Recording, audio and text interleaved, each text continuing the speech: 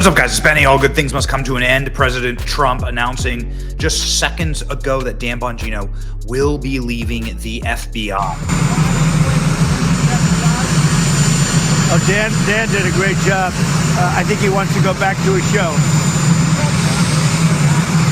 Yeah, I do. Dan did a great job. I think that he wants to go back to his show, said President Trump before departing to Andrews Air Force Base and then going to a dignified transfer in Delaware.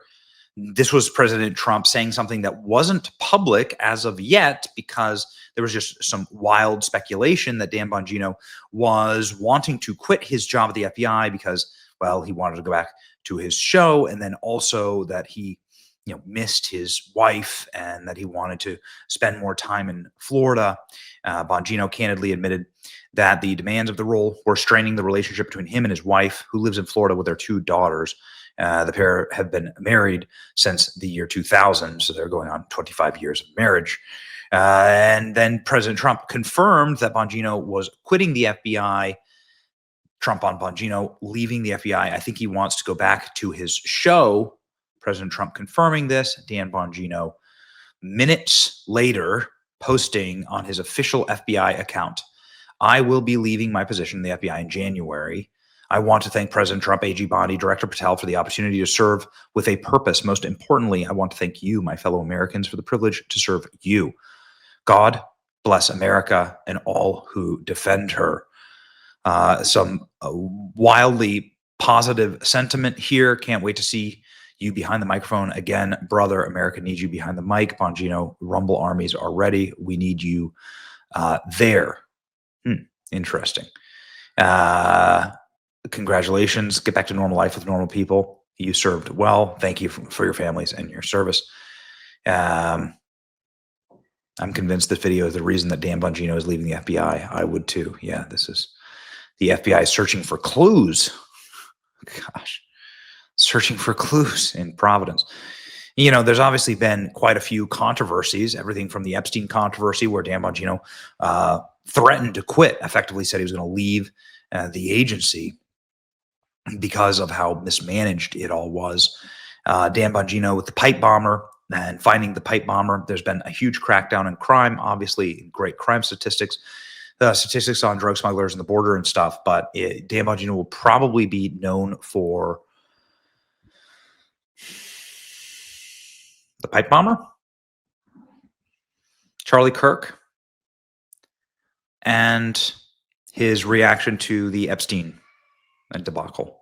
I think those are the 3 big ones in this time period. There's been obviously plenty of crime wrapped up. There's been, a lot of ups and downs. But I would say, you have the good, the bad, and the ugly.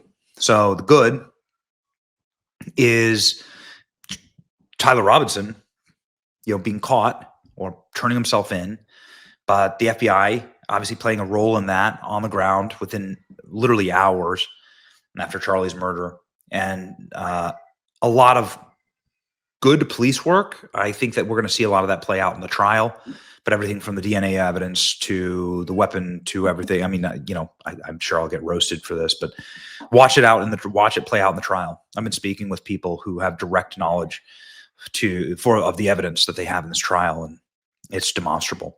The people who are legal experts are saying that it's the most open and shut case that they've ever seen. So say what you will. But when Tyler Robinson is hopefully executed, this will be seen as a win and a victory. So that is the good. The bad is, I think, the pipe bomber, because there is such a lack of explanation as to what the hell was going on there. Everyone is incredibly confused. None of it makes any sense. And so it's, frustrating, I think, to people. And the ugly, obviously, is Epstein and the way that Epstein was handled. So there it is. Bongino makes it official, leaving in January. Again, the reports are that Dan Bongino missed, obviously, his show. He had a hit show. Very lucrative profession. And is, and has been missed in the broadcasting space. Anybody blaming Dan Bongino and Kash Patel for Attorney General Pam Bondi's prosecutorial decision is stupid. The FBI doesn't choose who who to charge and how, they investigate and hand it off to the lawyers. It's embarrassing how few people understand this. So the Bongino's defenders are out there, and I consider myself one of them. I mean, I try to give you a clear-eyed perspective on what I think the legacy of Bongino will be here. It's an honor to work with Dan, says Ben Williamson. He's a patriot who gave up a great deal to step in and serve. We'll have more to share later, but plenty of work to be done between now and his return to the airwaves, says FBI spokesperson Ben Williamson.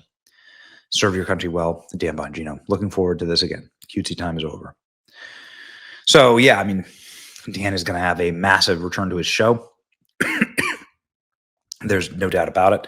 I think the people are going to rightly want to hear what happened inside of the FBI. It's something that has obviously created an enormous amount of controversy and speculation.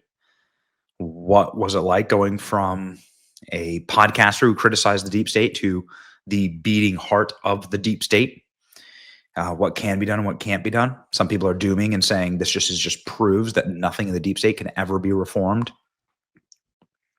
Nonetheless, ladies and gentlemen, I, of course, will be very, very interested to hear what happens next, to hear what Dan has to say about his tenure inside of this organization, which, again, I had very high hopes. And sometimes, sometimes you win and sometimes you lose. I don't know. How would you grade Dan Bongino at the FBI? As I have said time and time again, there are some things that can't be fixed by mere mortals.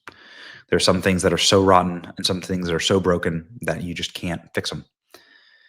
Dan Bongino sort of had that look in his eye during this interview.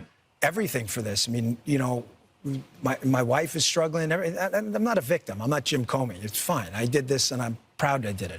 But if you think we're there for tea and crumpets, well, I mean, Cash is there all day. We share it. Our offices are linked. He turns on the faucet. I hear it. He's there he gets in at like 6 o'clock in the morning. He doesn't leave till 7 at night.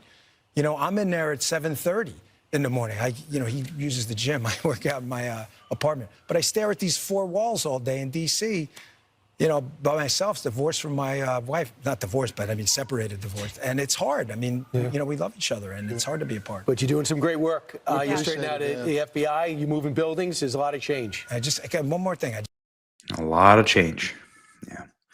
You could hear it there in Dan's voice that it was really wearing on him, right? So he's a family man. Glad that he's back with his family. And obviously, glad that he's back broadcasting. I think that people have really missed Dan Bongino's voice. I always loved his show, and look forward to being back with you, Dan. He gave up a lot, by the way, to serve here. I think that's how I'll conclude. I'll just say Dan Bongino was making a lot of money. He had an incredibly lucrative show. He went and took this job that is utterly thankless. He picked up a ton of haters along the way, and did what I think is admirable and honorable work. And Dan Bongino stood his ground and did what was noble and gave up that incredible life to go serve his country and do the best that he could. Can some of these evil organizations be reformed? I don't know. Are they beyond reform? I'm not sure. It's going to be the first question I ask him. It's your boy Benny. Like, share, and subscribe. Thanks, Dan.